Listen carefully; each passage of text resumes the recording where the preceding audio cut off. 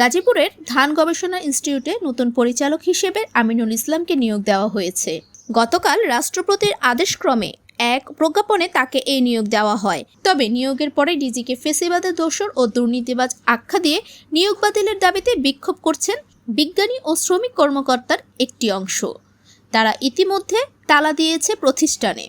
অপরদিকে একটি পক্ষ সঠিক পদ্ধতিতে নিয়োগ হয়েছে বলে অবস্থান কর্মসূচি পালন করছে। কর্মসূচি ঘিরে বিপুল সংখ্যক পুলিশ মোতায়েন করা হয়েছে। সোমবার সকাল থেকে মহাপরিচালকের অনুসারী ও বিরোধী দুটি পক্ষ ব্যানার ও লোকবল নিয়ে মহাপরিচালকের কার্যালয়ের সামনে অবস্থান নিয়ে বিভিন্ন স্লোগান দেন। এছাড়াও সকাল থেকে ইনস্টিটিউটের বিভিন্ন কক্ষে তালা ঝুলিয়ে দেওয়া হয়।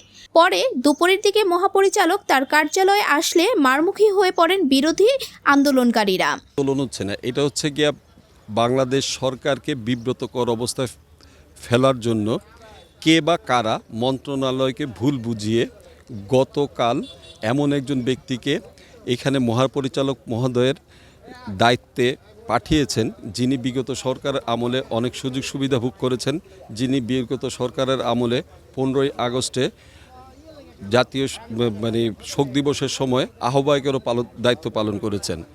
যাকে মহাপরিচালকের রুটিন দায়িত্বের বিপরীতে আয়ন ব্যয়ন কর্মকর্তা হিসেবে দায়িত্ব প্রদান করছেন, সে বিগত সরকারের সুবিধাভোগী এবং ফ্যাসিস্টের অন্যতম ধূসর ডক্টর মোহাম্মদ আমিনুল ইসলাম।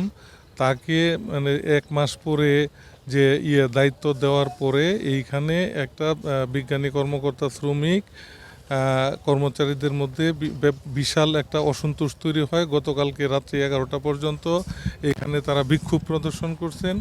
এই সময় পুলিশ প্রহরায় তিনি কার্যালয়ে অবস্থান নেন।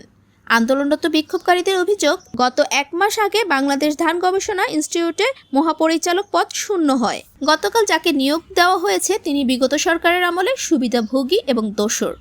আমরা জাতীয়তাবাদী শক্তি তার এই নিয়োগ মানি না। আমি ধন্যবাদ জানাই মাননীয় প্রধানমন্ত্রী, কৃষিমন্ত্রী, কৃষি সচিব সহ যারা এই ডিজি নিয়োগদানের প্রক্রিয়ার সাথে জড়িত ছিলেন এবং একটি পজিটিভ সিদ্ধান্ত নিয়েছেন এবং আমাকে দায়িত্ব দিয়েছেন সেই এই কার্যালয়ের প্রতিষ্ঠানটির যে কাজ এগিয়ে নিয়ে যাওয়ার জন্য। আমি সবাইকে নিয়ে কাজ করব এবং সরকারের যে নির্বাচনী ইস্তেহার আছে বর্তমান সরকারের, সেটা কৃষি রিলেটেড যে কাজগুলি, বিশেষ করে ধান উৎপাদনে, খাদ্য স্বয়ংসম্পূর্ণতা অর্জনে, সেই লক্ষ্যে কাজ করে যাব এবং সরকারকে সর্বোচ্চ সহযোগিতা করব। তার নিয়োগ বাতিল না হওয়া পর্যন্ত আন্দোলন চলবে।